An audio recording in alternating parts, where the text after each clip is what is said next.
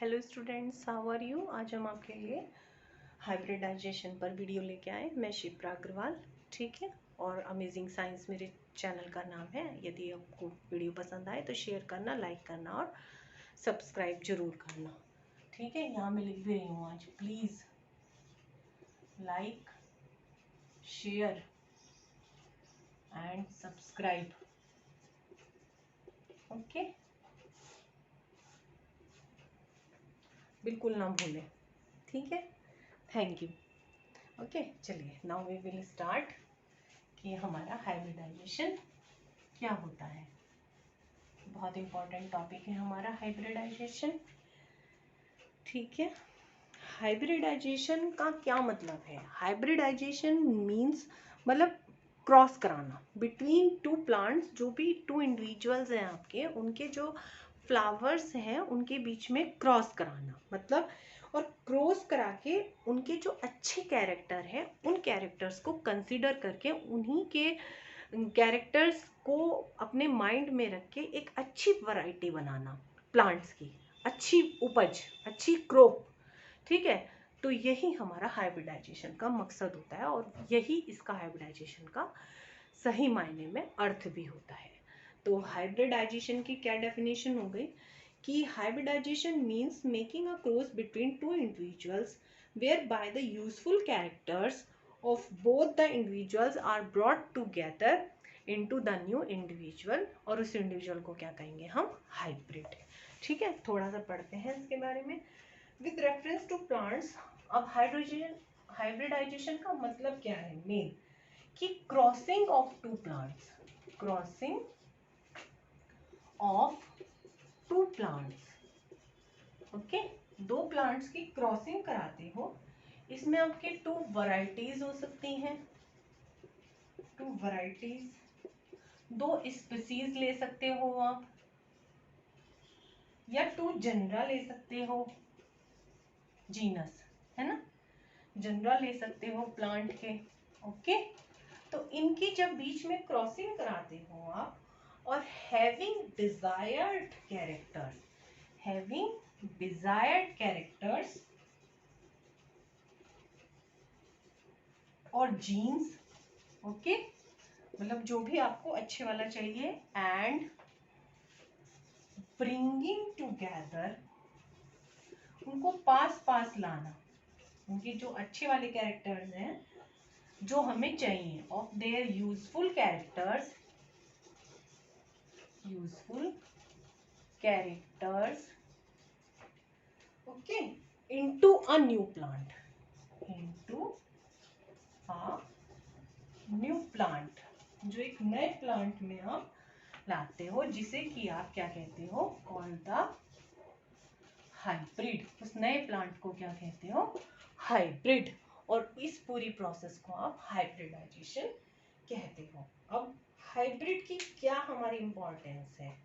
जो useful desired character बताए हैं मैंने आपको, देयर यूजफुल डिजायर्ड कैरेक्टर, ये ठीक है, इनका हमारा मकसद होता है कि ये दोनों प्लांट्स में सुपीरियर होनी चाहिए, दोनों प्लांट्स में हमारे अच्छे से होनी चाहिए, प्रेजेंट होनी चाहिए।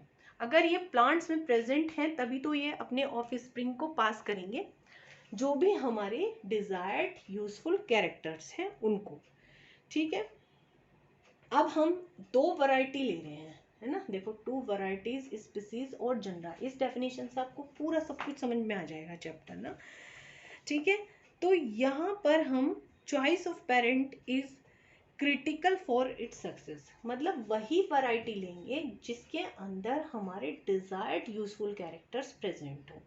वो स्पीसीज भी हो सकती है प्लांट की, और प्लांट्स की जनरा यानी जीनस भी हो सकती है ना। अब ये हमारा क्या होता है, समझ में आ गया आपको? आर्टिफिशियल क्रॉसिंग, इसको हम क्या कह सकते हैं? आर्टिफिशियल क्रॉसिंग भी हम इसको कह सकते हैं, ठीक है, ओके। आर्टिफिशियल क्रॉसिंग भी इसको हम कह सकते हैं हाइब्रिडाइजेशन को। अब हाइब्रिडाइजेशन कितने टाइप्स के हैं?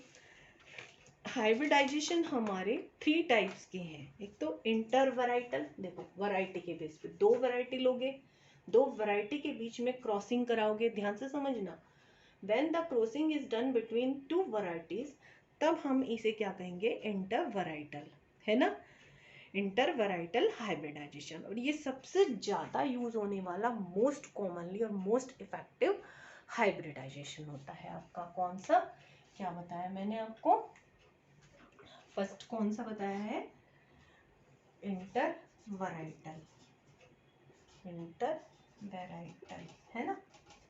तो ये टू वैरायटीज के बीच में होता है।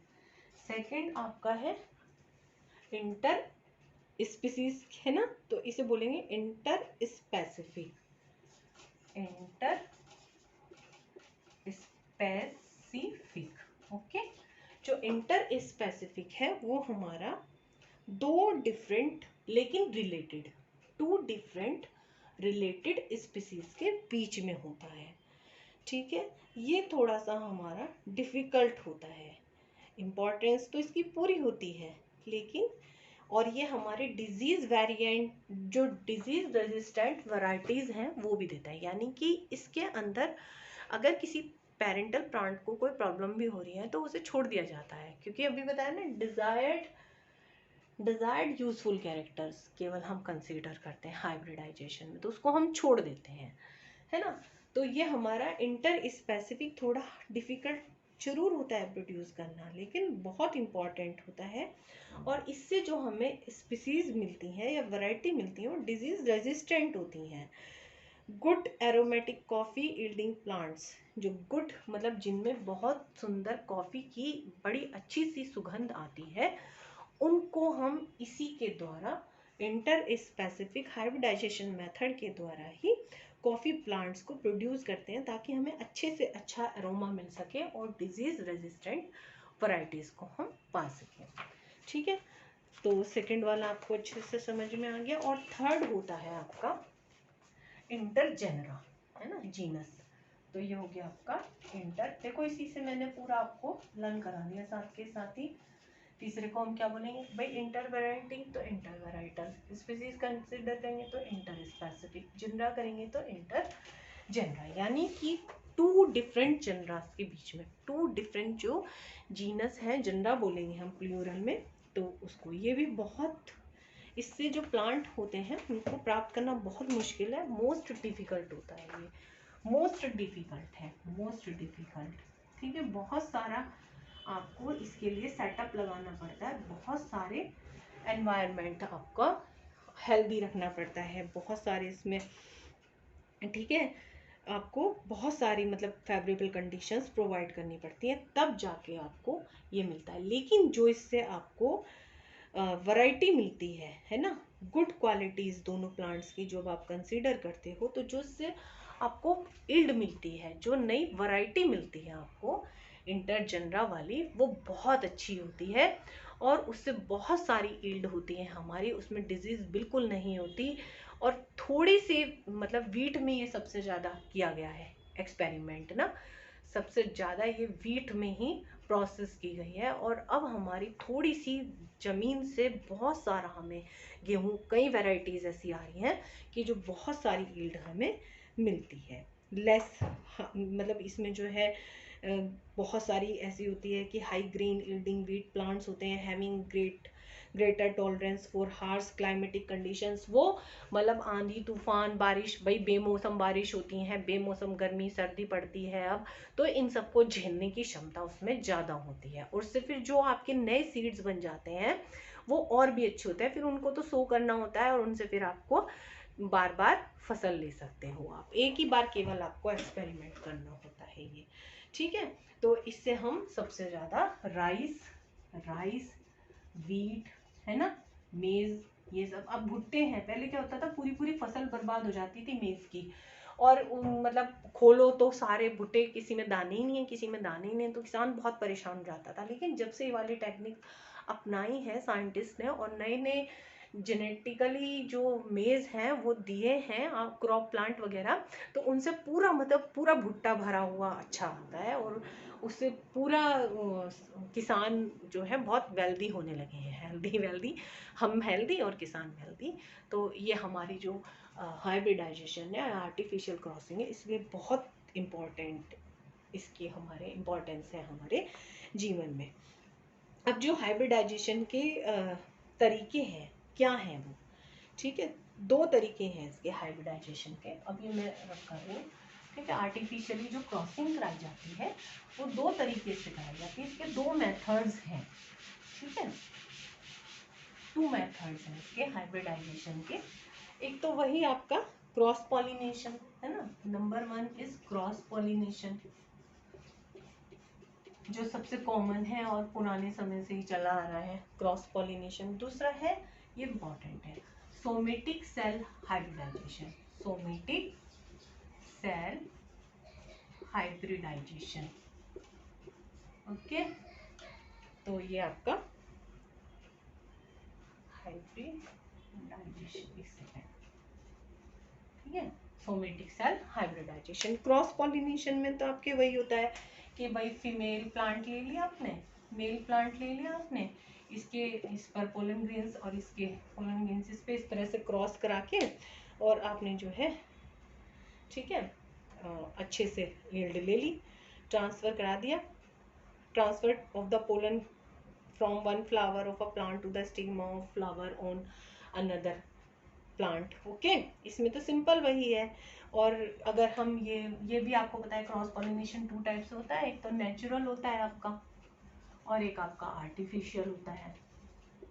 आर्टिफिशियल, ये बचपन से आप पढ़ते आ रहे हो कि जो पॉलिनेशन है वो आपका विंड, वाटर, इंसेक्ट के द्वारा किया जाता है, ठीक है। और इसमें जो क्रॉस पॉलिनेशन में है, आप इसमें चूज करते हो जो भी अच्छे कैरेक्टर्स होते हैं, है ना। और मान लिया कोई एक मेल प्लांट ले लिया आपने, मेल पार्ट ले लिया, उसका एंथर उसमें से रिमूव कर दिए वन फ्लावर में से, तो उसे इमास्कुलेशन कहते हैं। क्या कहते हैं? इमास्कुलेशन। मान लिया सपोज कि इसका स्टेमन आपने जो है एंथर ही कर दो, सीधे एंथर रिमूव कर दिया, एंथर रिमूव, ठीक है। तो जो एंथर आपने रिमूव किया उसे आप बोलोगे इमास्कुलेटेड, इमास्कुलेटेड फ्लावर। ओके, ये आप उसको टर्म दोगे, ठीक है। और जो ये फीमेल प्लांट आपका जो है उसके पोलन ग्रेन फिर उसके ऊपर डाल दिए आपने, emasculation to make sure that the plant is only cross pollinated. Stigma of this flower are dusted with the pollens from the desired variety. It gives rise to hybrid that has good qualities of both the plant. It is also called as artificial crossing, ठीक है। उसके बाद second है हमारा somatic cell hybridisation.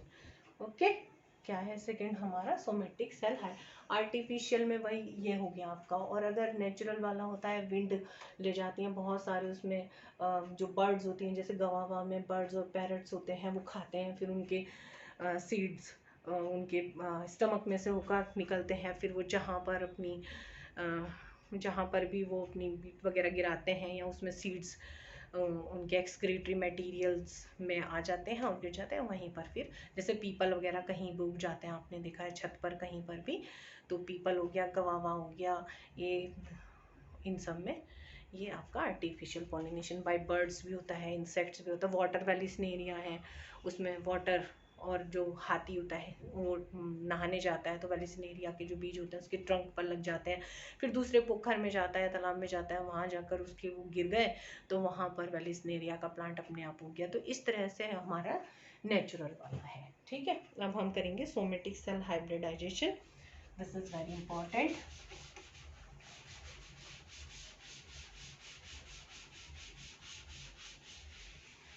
ठीक है, second है आपका सोमेटिक सेल हाइब्रिडाइजेशन। ओके, तो जो सोमेटिक सेल हाइब्रिडाइजेशन है आपका, इसमें क्या होता है कि मान लिया एक ये ए पेरेंट है, ये बी पेरेंट है, इसका सेल ले लिया आपने, इसका सेल ले लिया, ठीक है। और इसका प्रोटोप्लास्ट है, ये इसका प्रोटोप्लास्ट है, दोनों को आपने यहाँ पे कंबाइन करा है, ये इस तरह से ठीक है, आपका जो है ज्वाइन हो गया इस तरह से, इसमें ये ज्वाइन हो गया। ओके, ये न्यूक्लियस है दोनों के। फिर सेल, पहले सेल फ्यूजन हुआ, सेल फ्यूजन बोलेंगे इसे, ठीक है। और फिर आपका ये दोनों न्यूक्लियस का फ्यूजन हो जाता है यहाँ पे, ये न्यूक्लियर फ्यूजन हो गया आपका, न्यूक्लियर फ्यूजन हो गया। और आपका ये सोमेटिक हाइब्रिड बन गया आपका। क्या बोलेंगे इसको? सोमेटिक हाइब्रिड, ठीक है, इसे सोमेटिक हाइब्रिड बोलते हैं।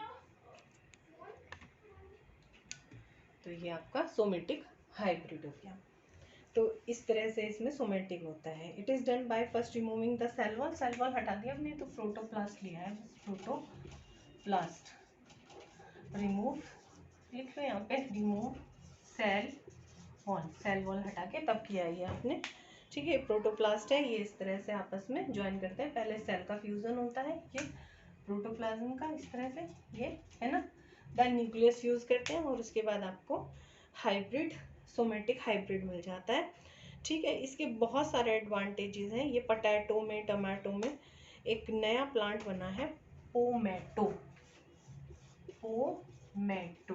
तो ये पोटैटो और टोमेटो, इन दोनों से नई टर्म आपकी पोमैटो बनी है ये, ठीक है।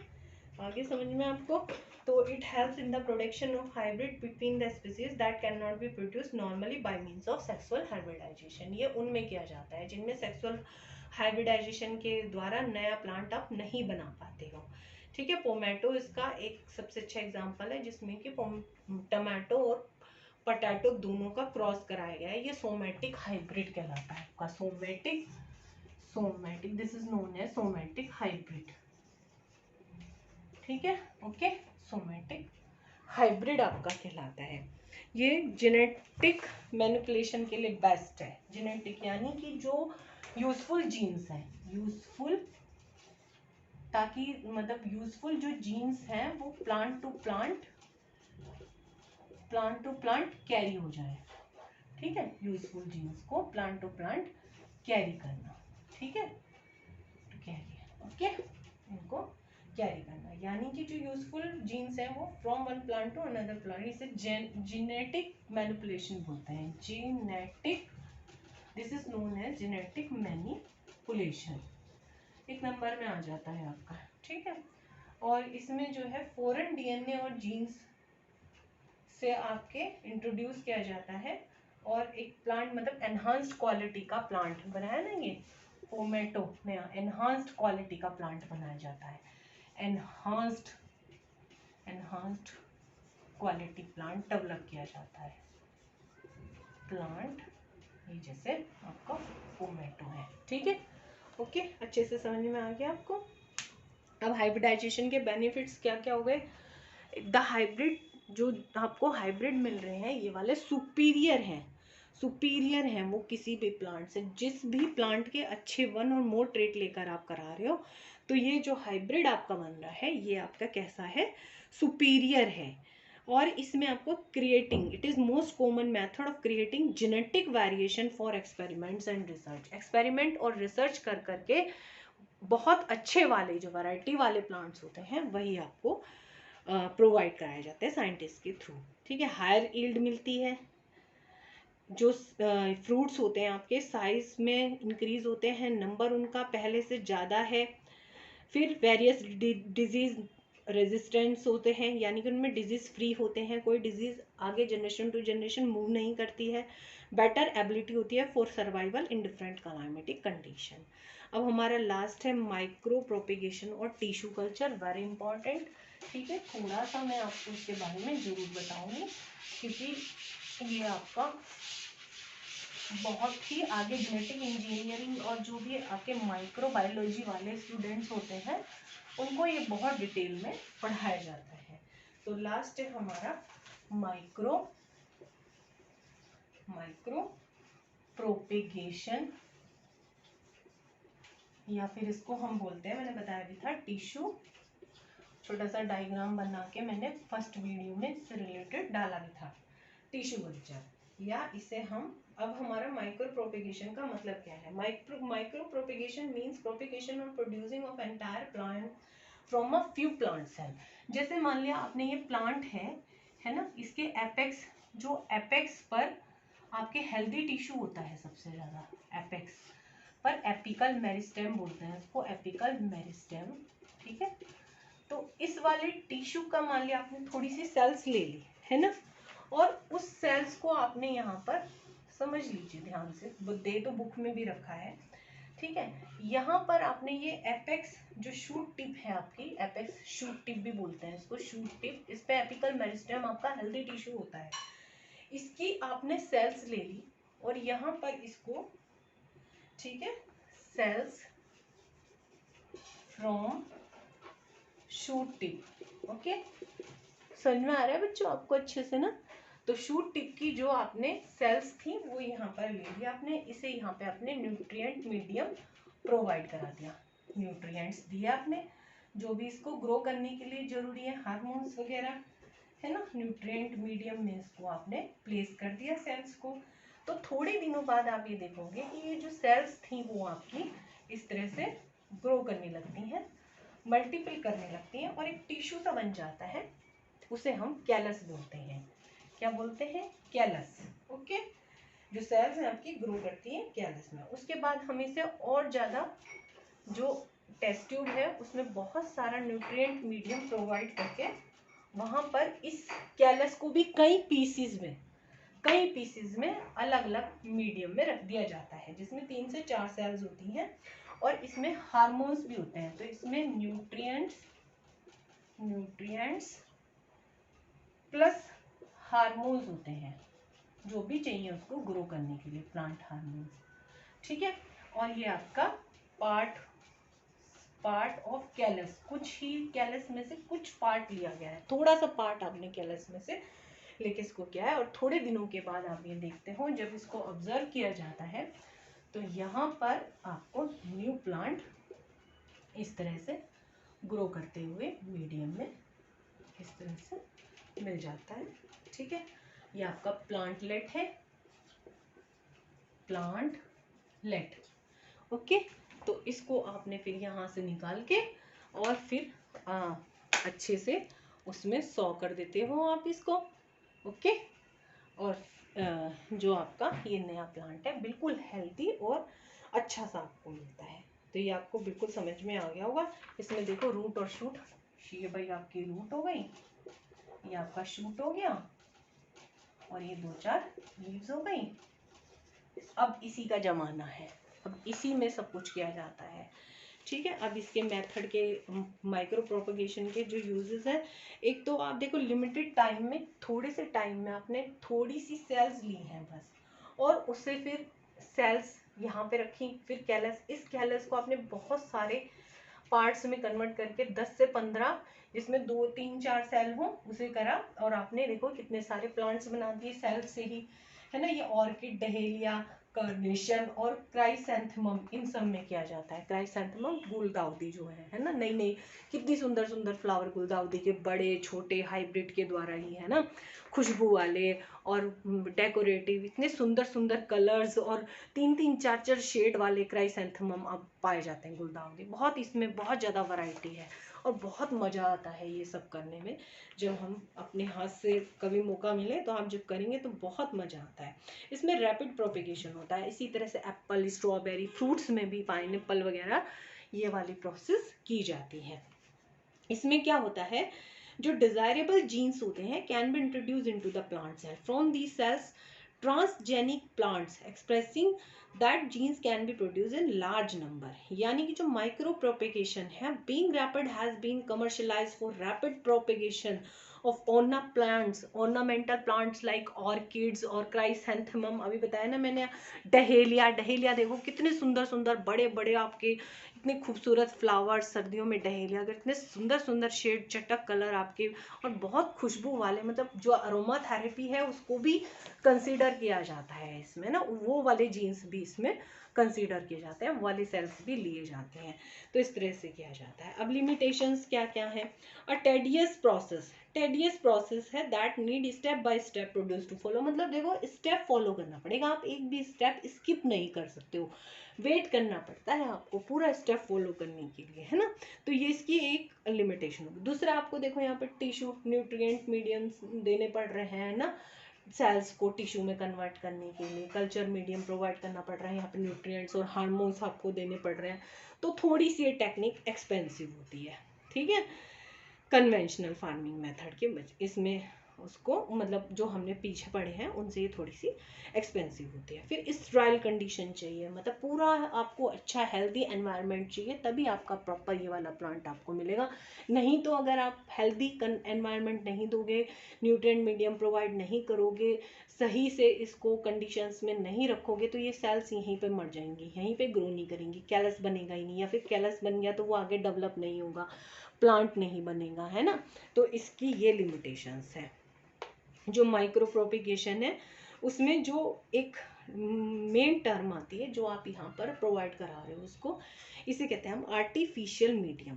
The artificial medium is a suitable culture medium that is all the nutrients required by the plant for desired growth and development, ठीक है। उसे हम, ये जो आपने पूरा न्यूट्रिएंट और हार्मोन्स का इसमें टेस्ट ट्यूब में दिया है या यहाँ पर दिया है, इसको हम आर्टिफिशियल मीडियम बोलते हैं। एक होता है इसमें explant. An explant is the plant part that is taken from the plant and use for plant culture. जो ये आपने यहाँ से लिया ना एपिकल मेरिस्टेमेटिक और इसकी सेल्स लिया है, पार्ट लिया है, इसे कहते हैं हम, मतलब इसके ऊपर आपने एक्सपेरिमेंट किया है तो इसे एक्सप्लांट कहते हैं हम। यही आपका प्लांट कल्चर के लिए तो यूज़ किया है आपने यहाँ पर बनाने के लिए। ओके, तो हमारी इस वाली वीडियो में बस इतना ही, ये पूरा आपका आज चैप्टर हो गया है, ठीक है। तो आई होप कि आपको बहुत अच्छे से समझ में आया होगा, पूरा मैंने डायग्रामेटिक रिप्रेजेंटेशन करके आपको अच्छे से समझाने की कोशिश की है। तो सेशन यदि पसंद आए, वीडियो पसंद आए तो चैनल को लाइक करना, शेयर करना, अपने दोस्तों को सब्सक्राइब करने के लिए ज़रूर बोलना। प्लीज़ सब्सक्राइब करो, तभी हम लोग यूट्यूब पे बने रहते हैं। सब्सक्राइबर नहीं हैं, बढ़ नहीं रहे हैं, बट लोग देख रहे हैं वीडियो, इतना ज़्यादा वीडियो देख रहे हैं, लेकिन चैनल को पता नहीं क्यों नहीं सब्सक्राइब कर रहे हैं। तो प्लीज़ सब्सक्राइब करें, हम आपके लिए इतनी मेहनत कर रहे हैं तो आप हमारे लिए इतना तो कर ही सकते हैं, ठीक है। थैंक यू, और फिर हम नई नई वीडियो लेके आपके लिए इसी तरह आते रहेंगे। Okay, bye.